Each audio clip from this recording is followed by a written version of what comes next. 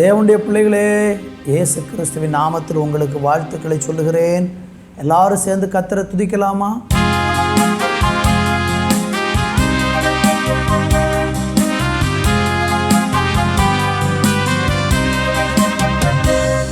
உங்க கிருபை இல்லாம வாழ முடியாதையா,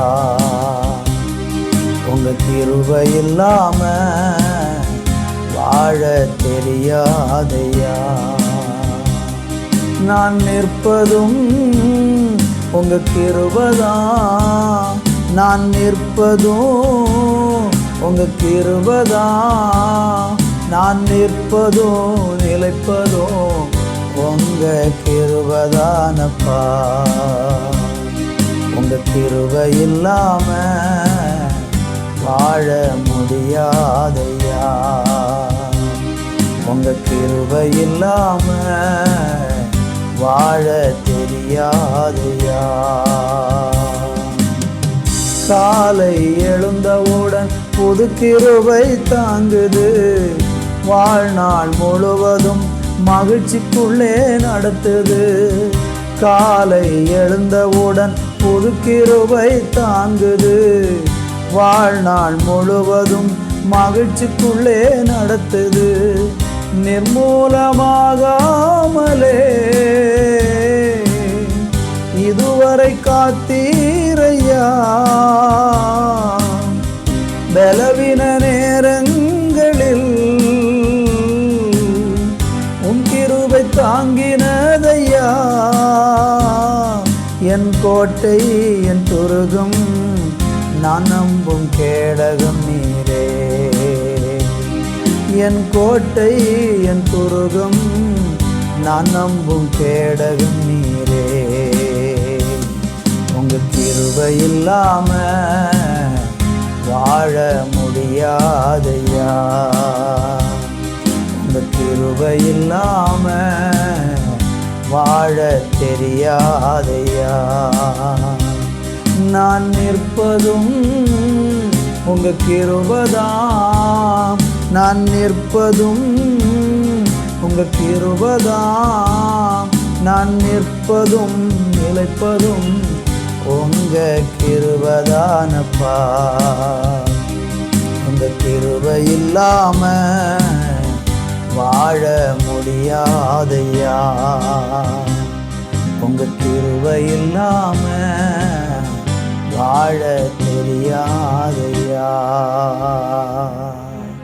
உம்முடைய கிருபை இல்லாமல் எங்களால் வாழவே முடியாதப்பா. உங்கள் கிருபை ஒவ்வொரு நாளும் எங்களை தாங்குகிறதற்காய் நன்றி. அந்த கிருபை எப்பொழுதும் எங்களை சூழ்ந்திருக்கட்டும் என்று சொல்லிக்க. இப்படி செய்கிற நல்ல கிருபைக்காக நன்றி. ஆசீர்வதி இயேசுவின் நாமத்தில் பிதாவே, ஆமேன், ஆமேன். அன்பு தேவ பிள்ளைகளே, இந்த நாளில் தியானிப்பதற்கு எபேசியருக்கு எழுதின நிருபம் 2ஆம் அதிகாரம் 8வது வசனத்தை வாசித்து நம்ம தியானிக்க போகிறோம். கிருபையினாலே விசுவாசத்தை கொண்டு ரட்சிக்கப்பட்டீர்கள், இது உங்களால் உண்டானதல்ல, இது தேவனுடைய ஈவு. அன்பு தேவ பிள்ளைகளே, வாசித்த இந்த வசனம் நமக்கு என்ன கற்றுக் கொடுக்கிறது? நாம் எல்லாரும் இந்த பூமியில் வாழும்போது நமக்கு தேவனுடைய கிருபை ரொம்ப ரொம்ப அவசியம். அதுலேயும் குறிப்பாக ஒரு மனுஷன் பாவத்திலிருந்து விடுதலை பெற்று ரட்சிக்கப்பட வேண்டும் என்பது தேவனுடைய விருப்பமாக இருக்கிறது. நீங்கள் தீமோத்தேயுக்கு எழுதின 2ஆம் நிருபத்தில் 2ஆம் அதிகாரத்தில் படித்து பார்த்தீங்கன்னா, எல்லா மனிதனும் ரட்சிப்படையவும் சத்தியத்தை அறிகிற அறிவை அடைய வேண்டும் என்று தேவன் சித்தமுள்ளவராக இருக்கிறார். எல்லா மனுஷனும் ரட்சிக்கப்படணும். நம்ம ஏன் ரட்சிக்கப்படணும் என்று சொன்னால், நம்மளை பாவம், பூமியில் உள்ள சகல மனுஷனையும் பாவம் பாதித்திருக்கிறது. பாவத்தின் சம்பளம் மரணம் என்று வேதம் சொல்லுகிறது. பாவம் செய்கிற ஆத்மா சாகும் என்று சொல்லப்பட்டிருக்கிறது. பாவம் செய்கிற மனிதன் நரகத்தில் தள்ளப்படுவான் என்று சொல்லப்பட்டிருக்கிறது. அப்போ ஒரு மனுஷனுடைய பாவமானது அவனை பயங்கரமான நித்திய அழிவுக்கு கொண்டு போகிறது. அந்த அழிவிலிருந்து நமக்கு கிடைக்கிற விடுதலை தான் ரட்சிப்பு. அந்த ரட்சிப்புக்கு நம்ம என்ன செய்யலாம் அப்படின்னா, நம்ம ஒன்றுமே செய்ய முடியாது. அந்த ரட்சிப்பை ஆண்டவராக இயேசு கிறிஸ்து அவருடைய கிருபையினால நமக்கு கொடுத்திருக்கிறார். ரோமர்கள் நிறுவம் 3ஆம் அதிகாரம் 24 வாசிக்கும்போது, இலவசமாய் அவருடைய கிருபையினாலே கிறிஸ்து இயேசுவுள்ள மீட்பை கொண்டு நீதிமான்களாக்கப்படுகிறார்கள். அப்போ இலவசமாக கொடுக்கப்படுகிறது தான் இந்த ரட்சிப்பு என்பது. இலவசமாக கடவுளுடைய கிருபையினால் நமக்கு கிடைத்திருக்கிறது. நம்ம அதை பெற்றுக்கொள்வதற்கு நம்ம செய்ய வேண்டியது என்ன? கர்த்தராகிய இயேசு கிறிஸ்துவை உள்ளத்தில் விசுவாசிக்க வேண்டும். நீங்கள் இயேசுவை விசுவாசித்தாலே அந்த விசுவாசத்தின் மூலம் உங்களுக்கு ஆண்டவர் ரட்சிப்பை உங்களுக்கு பரிசாக தருகிறார். கர்த்தருக்கு மகிமை உண்டாகட்டும். அதனால் இந்த நாட்களில் நீங்கள் இயேசு கிறிஸ்துவை விசுவாசிக்கும் போது அந்த ரட்சிப்பை நீங்கள் இந்த நாட்களில் அனுபவிக்க முடியும். அதனால் இயேசு கிறிஸ்துவை நீங்கள் என்ன செய்யுங்க? உங்கள் உள்ளத்தில் விசுவாசிக்கும் போது அவர் உங்களுக்கு பாவத்திலிருந்து உண்டான விடுதலாகிய அந்த ரட்சிப்பை கொடுக்கிறார். அந்த ரட்சிப்பு எப்படிப்பட்டது? அது கடவுளுடைய ஈவாக இருக்கிறது.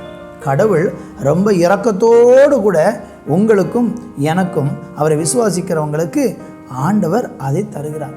நீங்கள் யோவான் சுவிசேஷம் 1ஆம் அதிகாரம் 11, 12 ஆகிய வசனங்களை பார்த்தீங்கன்னா, அவருடைய நாமத்தின் மேல் விசுவாசம் உள்ளவர்களாய் அவரை ஏற்றுக்கொண்டவர்கள் எத்தனை பேர்களோ அத்தனை பேர்களும் தேவனுடைய பிள்ளைகளாகும்படி அவர்களுக்கு அதிகாரம் கொடுத்தார். பார்த்தீங்களா? அப்போ இயேசு கிறிஸ்துவை விசுவாசிக்கிறதுனால மட்டும்தான் ஒரு மனுஷனுக்கு ரட்சிப்பு என்பது கிடைக்கிறது. அவனுடைய சொந்த முயற்சியினால் அது கிடைப்பது அல்ல. அவன் சுயமாக அதை சம்பாதிக்க முடியாது. இயேசு கிறிஸ்துவை ஒரு மனுஷன் இருதயத்தில் விசுவாசிக்கும் போது அந்த ரட்சிப்பு நமக்கு கிடைக்கும். இன்றைக்கு நீங்கள் இயேசு கிறிஸ்துவை விசுவாசித்து பாருங்கள், உங்களுக்கு ரட்சிப்பு உண்டாகும், பாவத்திலிருந்து விடுதலை உண்டாகும், ஒரு நித்திய வாழ்வு பரலோகத்தில் கிடைக்கும். இந்த பூமியில் நீங்கள் பாவியாகவே பிறந்தீர்கள். நானும் பாவியாக தான் பிறந்தேன். நம்ம எல்லாருமே பாவியாக தான் பிறக்கிறோம். ஆனால் மரிக்கும்போது பாவியாக மரிக்கக்கூடாது, நீதிமானாக்கப்பட்டு மரிக்கணும். அது எப்படி நடக்கும்? இயேசு கிறிஸ்து மூலமாக பாவ மன்னிப்பு பெற்றால் மரிக்கும்போது நீதிமானாக மரிக்க முடியும். நீதிமானாய் மரிக்கிறவங்களுக்கு நித்திய வாழ்வு உண்டு.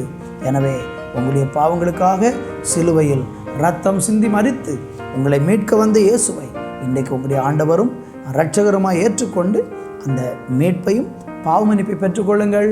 கர்த்தர் உங்களை ஆசீர்வதிப்பார். நல்ல தகப்பனே, இன்றைக்கு பாவ மன்னிப்பை பெற்று மீட்பை பெற்று ரட்சிக்கப்படும்படியாக இயேசு கிறிஸ்துவின் மேல் விசுவாசிக்கிற பிள்ளைகளை பரிபூரணமாக பாவத்திலிருந்து விடுதலையாக்கி ரட்சித்து மீட்பை கொடுத்து நித்திய வாழ்வை கட்டளையிட்டு நீதிமான்களாய் மாற்றுகிறதற்காய் நன்றி. இயேசுவின் நாமத்தில் பிதாவே, ஆமேன், ஆமேன்.